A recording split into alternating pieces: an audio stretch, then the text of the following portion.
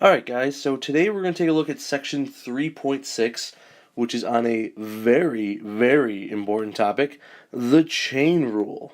Okay, you might have heard me mention this before, but we haven't really talked about what this is yet.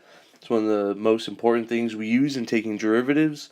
We've learned a lot of rules so far, power rule, product rule, quotient rule, but the chain rule is nice because it's applicable with all of the rest of those rules. Okay, and so helping us out here today is the very, very lovely Mr. Two Chains himself. Mr. Chains, thank you for being here. No comment? All right, it's your choice. Hey, what's that in your jewelry? I see something there. I'm gonna just do. What? Hey, thanks for the tip. You're gonna think of the chain rule as a process regarding how to take the derivative of a composition of functions. Two Chains, that was very eloquent. Very well put. Okay. Now, some of you are sitting there, hopefully sitting, thinking to yourselves, hopefully thinking, what the heck is a composition of functions? Well, we're going to talk about that in a little bit. Hopefully you remember from last year. If you don't, that's okay. We'll have an example in a little bit, but a composition of functions is just a function inside of a function. And so, like I said, we'll get an example in a little bit here, but the main thing I want you guys to focus on today is that this is a process. Okay? Yes, I'm going to give you a formula here in a little bit, but if you focus on the idea of what we're talking about, you're going to do a lot better than you would if you just try to memorize that formula. Okay? So think process. What am I doing every time I take the derivative of a function that we look at today? That's the goal for you. Okay? So let's take a look at some stuff now. And by stuff, of course, I meant a picture of me with the Stay Puft Marshmallow Man from Ghostbusters 1? Uh-oh, I'm kind of embarrassed now. I don't know where this is. Anyways, so this is what I meant by the chain rule. Okay? Me and the Stay Puft Marshmallow Man. Guys, make sure you get this part down in your notes. This is crucial for today. Okay? Couple things to focus on. One, my wonderful math heart hoodie. Okay, things not to focus on. This weird part in my hair. I don't know what happened there. Definitely could have used the comb on that day. Definitely could have used the comb. Okay? But, anyways, we'll come back to that. Nope, just lied to you. We're definitely not coming back to that. Okay? So, let's talk about, first of all, let's talk about a composition of functions. Okay? Because some of you might be sitting there going, what is that again? Alright? And that's what we have right here. The Fog X, which sounds like a really bad car part that a mechanic might try to sell you. Oh yeah, you gotta buy that Fog X, and when it's raining outside, yeah, your car needs that Fog X. Oh, we can't let you leave the lot without the Fog X. That was my mechanic impression. I apologize to all mechanics everywhere. Regardless, okay, a composition of functions, FOG stands for f of g of x. Okay? F of g of x.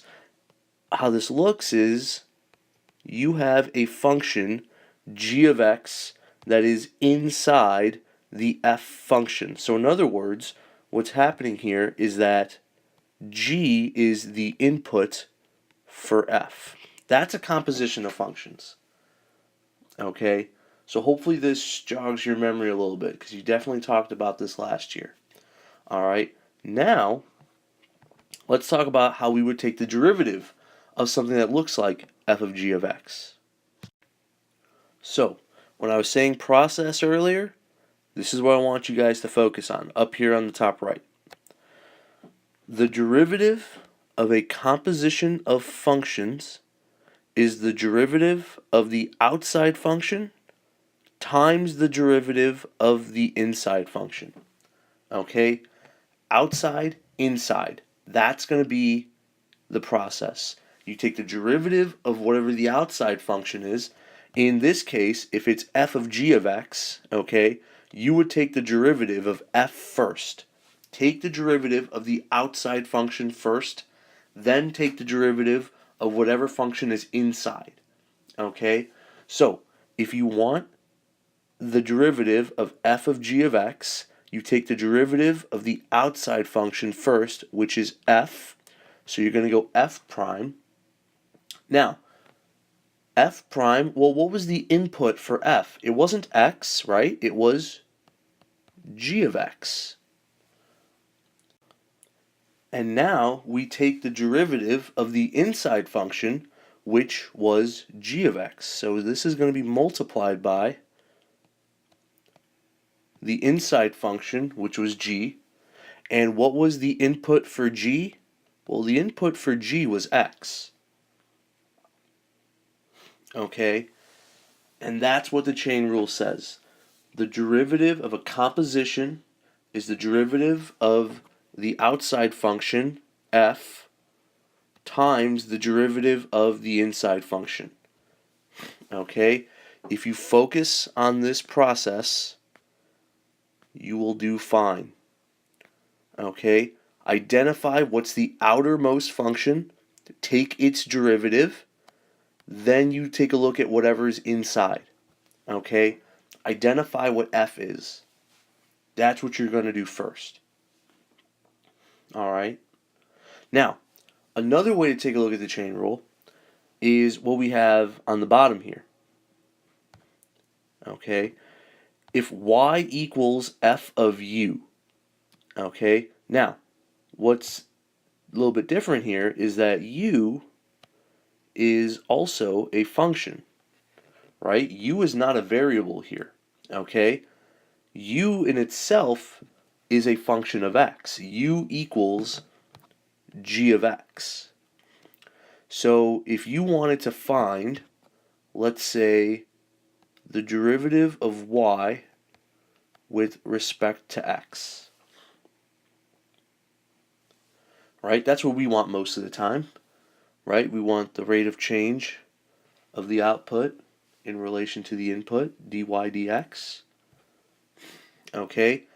Think of it the same way. So, the rate of change of y, which is, again, the outside function, that's the big function, in relation to its input, which is u, right? Y is a function of u. That's the outermost function. Times the derivative of the inside function, right? So, yes, u was the input for y, but u itself is a function of x. So I have to multiply by the derivative of u with respect to x. So this is another formula here for the chain rule. Okay? Now, one thing that might clear this up a little bit, hopefully, is you can kind of think of this as the du's kind of canceling out, quote unquote. Okay? You're not technically canceling out. Okay? But you can think of it that way, and what are you left with on the right-hand side? You're left with dy over dx. Okay? So, big takeaway. Again, I'm going to hit you over the head with this. The derivative of a composition of functions is the derivative of the outside times the derivative of the inside. Okay? Alright, enough talk. Let's try this. Okay, so let's find the derivative.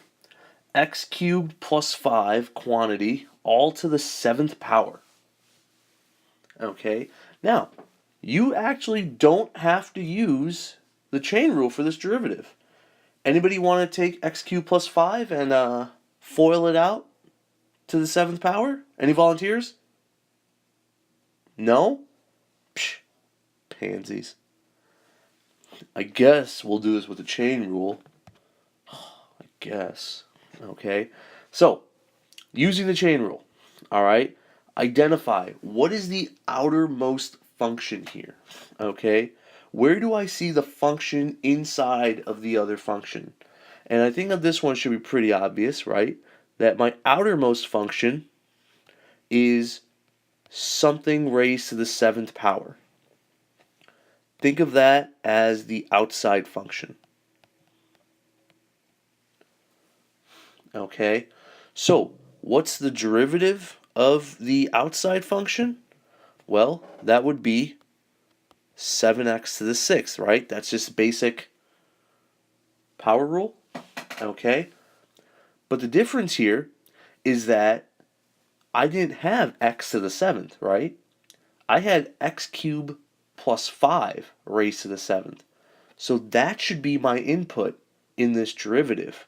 So I should have 7 times x cubed plus 5 to the 6th power. Okay? Start with the derivative of the outermost function. All right? Now let's look for what the function is on the inside. Okay? Now be careful here. A lot of people make a mistake right here. X cubed plus 5. That is one function right there. You can think of this as one function on the inside. X cubed plus 5. That's my inside function. Yes, there's two functions there, right? But when you're adding them together, you can take the derivative of them as 1. Okay? So the derivative of my inside is 3x squared. Right? And so I take the derivative of my outside times the derivative. That was a really bad multiplication symbol. That's not going away. Whoops. Let's try this again. Times the derivative of my inside function.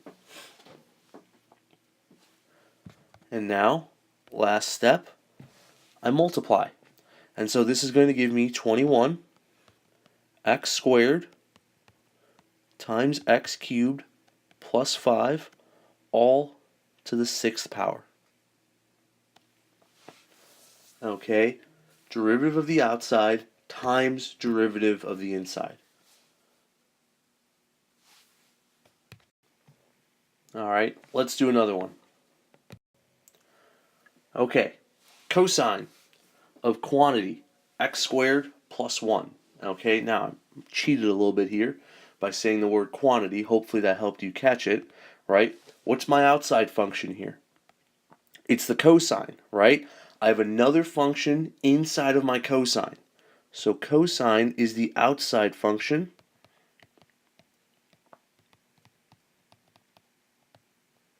Okay, and so what's the derivative of my outside function? Well, the derivative of cosine is negative sine of x. But what's the difference here? I'm not taking the derivative of cosine of x. I'm taking the derivative of cosine x squared plus 1, right? X squared plus 1 is my input for cosine, so it has to be the input when I take its derivative. And now I have to multiply by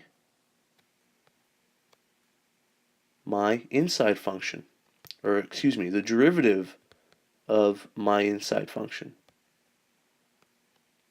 X squared plus 1, right? Its derivative is 2x. And so I'm going to multiply the derivative of the outside times the derivative of my inside. Simplify. I get negative 2x sine of quantity x squared plus 1. Okay. Now, be careful here, okay? So in both of the examples we've looked at so far, right, we've had a sum as the inside function, okay? Be careful here. A lot of people want to think of this as 3 different functions, which you can, but the problem is that doesn't mean you have a function inside of a function inside of a function, right? Think of the x squared plus 1 as one function. That is your one inside function, okay? So you're going to take the derivative of this once, all right? Let's keep going. Similar problem now. Sine of quantity x squared plus x. Okay, so what we've always been doing, identify what's the outermost function. Sine of x is the outermost function.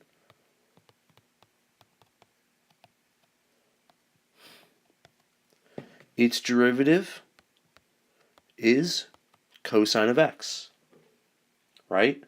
But my input, again, wasn't x, right? My input was x squared plus x, which is going to be my inside function, and I screwed that up. So you're going to watch me erase stuff.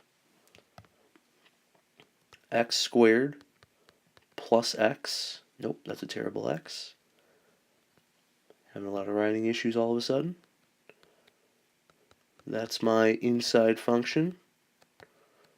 And the derivative of x squared plus x is 2x plus 1. And so I'm going to multiply cosine of x squared plus x by 2x plus 1. Now, in terms of simplifying, right, there's not really much here that I can do. So I'm just going to leave this as 2x plus 1 times the cosine of x squared plus x. And that is my derivative. Quite wonderful, wouldn't you agree? I don't know where that accent came from. I apologize. You know what? No, I don't. I don't really care.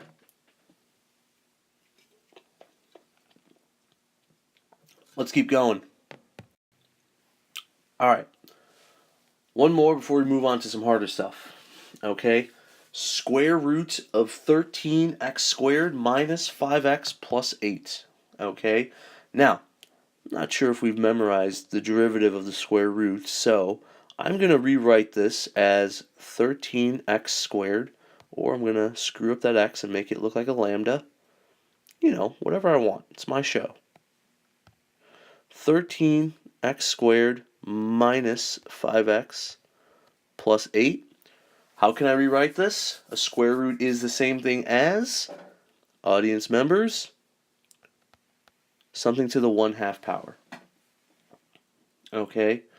And so, something to the 1/2 power, that is my outside function, right? Something raised to the 1/2 power. Right? And so, I can think of this as a basic power rule problem here, right? I bring the exponent down, and so this is 1/2 x to the negative 1/2 power. So, my derivative is going to be 1/2 times the quantity 13x squared minus 5x plus 8 to the negative 1/2 power. I'm hoping we're catching along here, right? The derivative of my inside piece is going to be what? Pause for effect. 26x minus 5. Okay. Now, there's not really much you can do with this, okay? Personally, I'm not a fan of negative exponents. Okay, we have a personal vendetta. It goes back decades. I'd rather not get into it. Don't judge me. But anyways, I'm going to rewrite this as 26x minus 5 in my numerator, all over 2 times 13x squared minus 5x plus 8, all to the 1/2 power in my denominator. Or, if you're a big radical person, radicals, not sure where that came from, you can write it as 2 times the square root of 13x squared minus 5x plus 8, all in that denominator. Okay, so that's the chain rule. Identify the outside, take its derivative, multiply it by derivative of the inside, you'll be fine. Okay? Alright, let's keep going. Oh my god, what the heck is that? Oh, wait a minute, it tells me. Silly me. Okay, that was just a test to see if you were awake. I'm assuming most of us failed. It's okay. I'll let it go. What do we got going on here? We're having a fiesta here. We got how many functions? Wait, what? What's going on here? So before I do anything, let's take a look. Outermost function, that's tangent, right? But within that tangent, I have 5 minus sine, right? That's my second function. That's inside of the tangent, right? But inside of the sine, I also have 2 times t, which in itself is another function, right? So this is a function inside of a function inside of a function. It is the turducken of functions, if you will. Okay? And so, what we're going to do is what we've always been doing. Start off with the good old outermost function, right? Which is tangent. And so, the derivative of tangent is secant squared. So I start with that, right? And so, what was the input of tangent? It was 5 minus the sine of 2t. What's my function inside of tangent? Well, it was 5 minus the sine of 2t. And its derivative, well, the derivative of 5 is 0, right? And the derivative of negative sine would be negative cosine of 2t. And what's my innermost function here? Well, that would be the 2t, right? If this was just derivative of sine, I would be done. But I have a third function here, okay? And so the derivative of 2t is just 2. Okay? Function inside of a function inside of a function, right? 2t is inside of the 5 minus sine, which is inside of the tangent. Start off with the derivative of my outermost function, right? Derivative of tangent was secant squared, right? I kept the input the same, the 5 minus sine 2t. Moved on, derivative of the 5 minus sine 2t, negative cosine. Keep the input the same, and then the derivative of 2t is just 2. Okay, work your way in. Alright, work your way in. And so, I'm just going to clean this up a little bit. My final answer, negative 2 cosine of 2t times secant squared of 5 minus sine of 2t.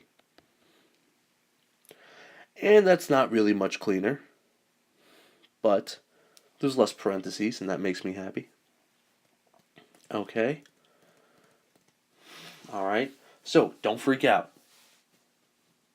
Unless you want to. I can't really tell you what to do. It's your life. But what we are going to do is another example. Right at you. Okay. So, before we do this next example, real quick, I have something very important I'd like to tell you guys. I'm about to play tic-tac-toe against myself. Should I start? No. Top right? No. Middle? No.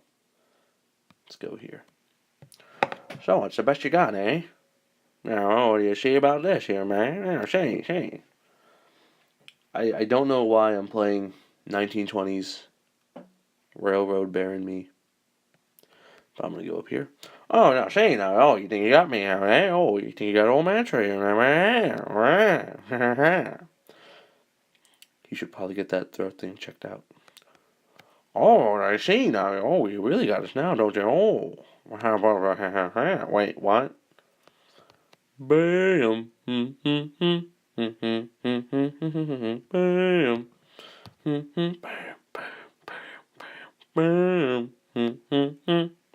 I'm tired. So, anyways, um, I needed a little break for my own sanity. Hopefully you did too. Although I'm hoping your sanity is in a lot better state than mine. This is going to take a while to erase. So, and we're back. Alright, I have no idea what just happened in the previous minute 30. So, we want the derivative of sine of cosine of 4x squared. And so, we start with our outermost function, which is sine, whose derivative is cosine, and I keep the inputs the same. And then I move into my next function, which is cosine, whose derivative is negative sine, and I keep its input the same. And then I go to my innermost function, which is 4x squared, whose derivative is 8x. Again, I'm just going to multiply this out a little bit, less parentheses here, so I get negative 8x cosine of 4x squared times the sine of 4x squared. Okay? So, chain rule. We're doing the same thing here. Derivative of the outside times the derivative of the inside times the derivative of the inside. Keep the inputs the same. Hopefully we're getting the hang of this by now. Okay? Pretty simple. Alright? So, you can look at that formula if you want. Alright? But, like I said, think of the process. Think of the process. Okay? Alright, last example. Coming at you. Okay, so what do I got here? I got x squared sine of 2x. Wait, what? Wait, hold on. Where'd I go? What? Hold on. What? What? X squared sine of 2x? Wait, huh? What? Is this a composition? What? What? I'm so scared. Oh, dear God. Okay, thank God. Whew. This is a product, right? And so, I'm going to zoom back out here. Where the heck was I? This is a product, right? Which means I should use the, say it, the product rule, right? Let x squared be my f. And so the derivative is 2x. Now, sine of 2x, that's going to be my g.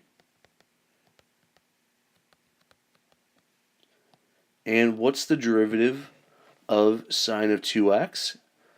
So this is where we're going to use the chain rule, okay? This is the chain rule within a product rule problem, all right? So let's go ahead and do what we've been doing, okay? Start off with what is the outside function. In this case, it would be the sine, whose derivative is cosine, and I keep the input the same. And then I'm going to multiply by the derivative of the inside, which is 2x. Oh, sorry, the function is 2x, the derivative is 2. Okay. Now I have to go to product rule, right? Which is f of x times g prime plus g of x times f prime. And I'm going to get rid of some parentheses here. So I get 2x squared cosine of 2x plus 2x times the sine of 2x. Okay, I have a chain rule within my product rule, and the world did not explode. Although, I'm pre-recording this, so I guess I won't know if the world exploded. I mean, I guess I'm saying I don't know if the world's going to explode. I guess I'll find out if it does. Let's hope it doesn't come to that. Unless we went into a Mad Max type situation. I'll be right back. I have an idea on something. Bye.